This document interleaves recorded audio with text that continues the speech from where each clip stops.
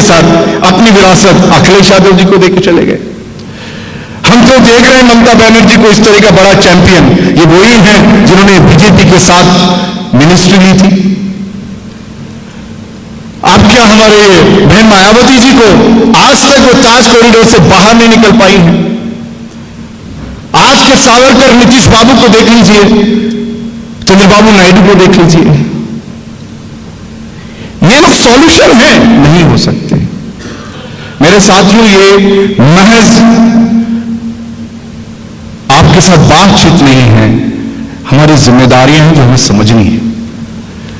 हमारी जिम्मेदारियां हैं कि हम लोग किस तरह से इस देश को बचाएं, किस तरह से हम हमारे जो आइडिया ऑफ इंडिया का जो नजरिया रखकर देश को आजादी के लिए जो कुर्बानियां दी हैं, चाहे वो शहीद भगत सिंह हों, अशफाकुल्ला खान हों, बाबा साहेब भीमराव अम्बेडकर साहब हों, सुभाष चंद्र बोस हों, अब्दुल कलाम आजाद हों, सावित्रीबाई फुले हों, फातिमा शेख हों, परियार साहब, आप जहां बैठे हैं साउथ के अंदर तमिलनाडु से जो परियार साहब आते हैं, परियार साहब की जो कुर्बानियां हों, या जो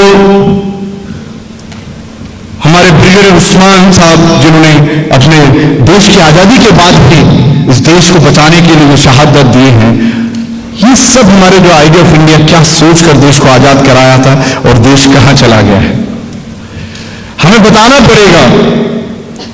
मुझे वो चंद पंक्ति अभी राहत इंदौरी की याद आ रही है। सब लोग उसको आजकल गुनगुनाते हैं, हर हल्के में उसको बोला जाता है कि लगेगी आग तो आएंगे घर कई जख्मी, यहां पे सिर्फ हमारा मकान थोड़ी है, सबका खून शामिल है यहां की मिट्टी में, किसी के बाप का हिंदुस्तान थोड़ी है। कहने में बात कड़वी है, लेकिन ये हर भारतीय की बात है। जब हम बात करते हैं फांसीवाद वर्सेस इंडिया की, तो हमें समझना चाहिए कि हम कैसे उसको इस धर्म की बेड़ियों से तोड़ सकते हैं। हमें बताना पड़ेगा कि उस फांसीवाद के साथ, उस संघ परिवार के साथ अगर अजमेर का दीवान भी हो और मौलाना इलियास भी हो, तो वो वही फांसीवादी है, वो कोई धर्म के आधार पर अलग नहीं होगा, वो एक फांसीवादी होगा। उस तरफ जो भी फांसीवाद के अंदर मुस्लिम हो, क्रिश्चियन हो, क्या भी जाति धर्म का हो, वो एक अलग अधर्मी है जो फांसीवाद का साथ दे रहा है। और इधर जो भी हो, अपर कास्ट ब्राह्मण हो, चाहे दलित हो, आदिवासी हो, जो इंडिया को समझ रहा है, जो आइडिया ऑफ इंडिया को जानता है, वही असली भारतीय है, इंडियन है, जो देश को बचाएगा। इसलिए मेरे साथियों, बहुत और आगे बात को नहीं ले जाते हुए, आज हम पर बहुत बड़ी जिम्मेदारी है। मैंने आपसे शुरू में ही कहा,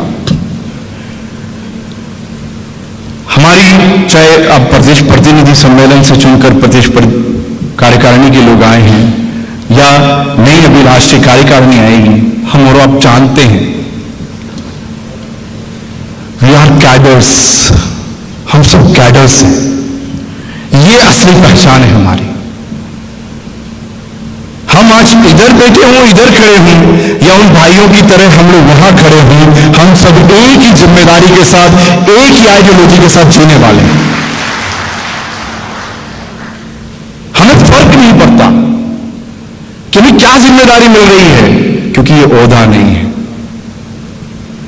हमें फर्क ये पड़ता है, हम खड़े हैं, फिर भी हमारी मणिपुर की बहन को मारा जाता है, जलाया जाता है, उसके साथ बलात्कार किया जाता है। हमें फर्क पड़ेगा कि उन्नाव की हाथरस की बहन को जलाया जाता है। हमें फर्क पड़ेगा कि किसानों को कुचल दिया जाता है। हमें फर्क पड़ेगा कि दलितों को आज भी चप्पल पहनकर नहीं निकलने दिया जाता, घोड़ी पर बैठने नहीं दिया जाता।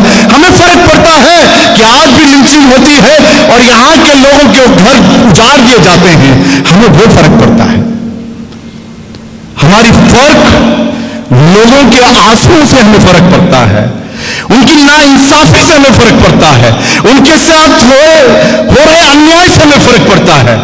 हमें यह फर्क नहीं पड़ता कि हमें मालाएं पहनाई हैं या हमें सजाया गया है या कुर्सियां मिली हैं। हमें यह फर्क पड़ता है क्या हम लोग जिस जिम्मेदारी को वादे के साथ निभाने के लिए निकले हैं, क्या उस वादे को हम निभा रहे हैं? क्या हम एकजुट होकर इस देश को बचाने के लिए एक आवाज बन रहे हैं? क्या एक इस आने वाले समय के लिए इस देश को एक उम्मीद दे पा रहे हैं या नहीं पा रहे हैं? ये हमारी जिम्मेदारी है। आज देश को उम्मीद देने की जरूरत है। देश में एक जो खौफ का, आतंक का जो माहौल बनाया हुआ है, उस खौफ से, उस आतंक से तमाम लोगों को निकालने की जरूरत है। इसलिए सबसे पहले हमें मजबूत होने की जरूरत है। राम प्रसाद बिस्मिल को याद करिए। हमें जरूरत है कि सरफरोशी की तमन्ना अब हमारे दिल में है। देखना है जोर कितना बाजुए कातिल में है। जय हिंद, जय भारत, जय सिंह। शुक्रिया।